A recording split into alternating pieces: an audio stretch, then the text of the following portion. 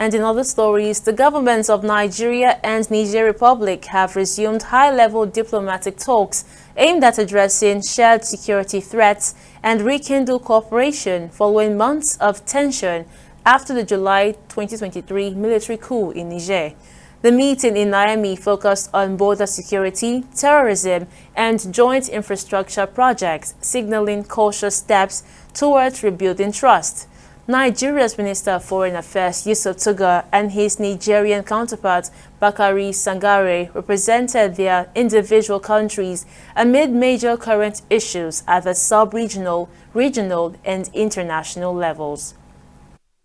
Emphasizing the importance of the NNJC at this juncture in our relationship between Nigeria and Niger. It is a very important platform, very important mechanism that can be used to address the challenges that we've been confronted with in our relationship. And it has existed since 1971.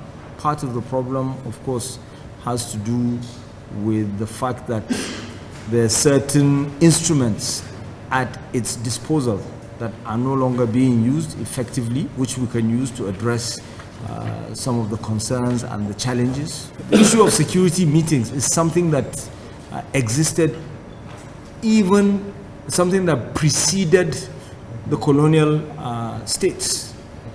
You know, when you had Borno Empire and you had Sokoto Caliphate, you had the state of Manga, for instance, and all of these entities, they used to correspond, they used to have meetings, physical meetings, you know, across their borders. And then you had the colonial states where you would have the district officers, the assistant district officers, they would come for weekly meetings at the borders, you know.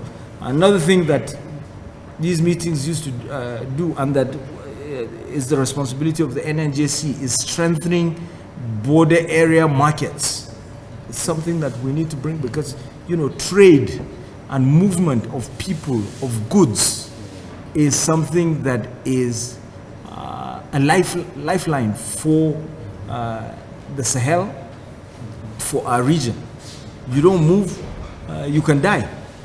It's a matter of life and death, you know.